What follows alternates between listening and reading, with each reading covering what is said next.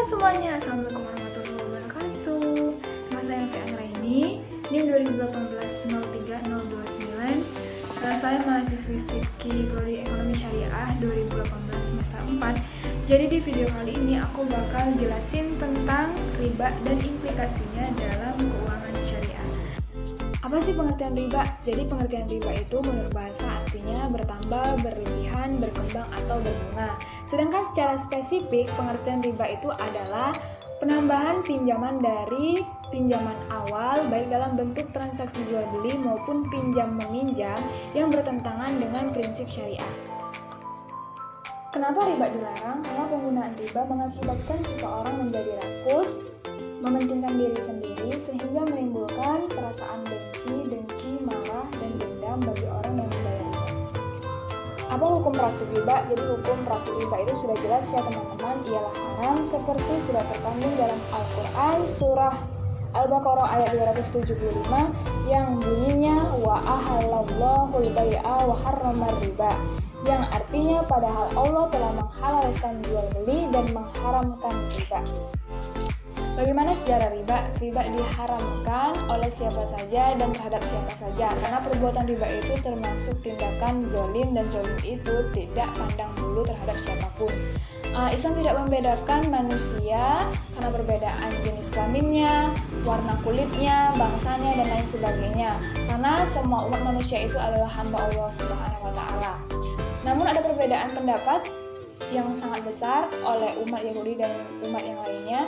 Mereka berpendapat, maksudnya di sini umat Yahudi itu berpendapat bahwasannya umat mereka itu ada perbedaan besar dengan umat yang lainnya. Sebagaimana telah mereka katakan dalam Al-Qur'annya bahwa mereka itu adalah kekasih Allah dan putra-putranya. Umat Yahudi mengharamkan riba sesama mereka, tetapi menghalalkannya apabila dilakukan terhadap umat lain. Hal itulah yang mendorong umat Yahudi memakan riba dari pihak lain. Apa saja jenis-jenis riba? Jadi jenis-jenis riba itu ada dua. Yang pertama riba utang piutang, dan yang kedua itu riba jual beli. Riba utang piutang itu terdiri dari riba qard dan riba jahiliyah. Riba qard itu adalah adanya penambahan utang ketika kita memberikan pinjaman baik secara lisan maupun tulisan. Dan yang kedua itu ada riba jahiliyah. Riba jahiliyah adalah utang dibayar lebih dari pokok karena si peminjam tidak mampu membayar pada saat jatuh tempo. Jadi jenis riba yang kedua itu riba jual beli, terdiri dari riba fad dan riba nasi'ah. Riba fad itu adalah pertukaran antar barang sejenis terhadap kadar atau takaran yang berbeda. Dan yang kedua riba nasi'ah. Riba nasi'ah adalah adanya perubahan, perbedaan, dan penambahan antar barang yang diserahkan saat ini dengan barang yang diserahkan kemudian. Bagaimana riba dan masalah dalam keuangan ekonomi? Jadi perekonomian yang berbasis bunga atau riba pada akhirnya akan memperburuk perekonomian secara makro yang kemudian akan mempengaruhi para pelaku ekonomi di tingkat mikro.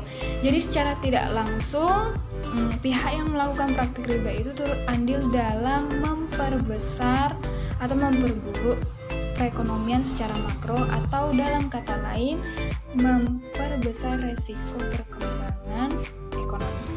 Apakah bunga bank sama dengan riba? Bunga bank dan riba pada hakikatnya adalah sama. Disadari atau tidak, praktik riba banyak terdapat dalam kehidupan sehari-hari, salah satunya yang terkait dengan bunga bank.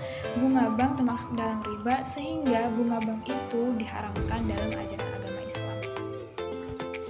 Oke semuanya, jadi itulah video yang bisa saya sampaikan. Terima kasih dan semoga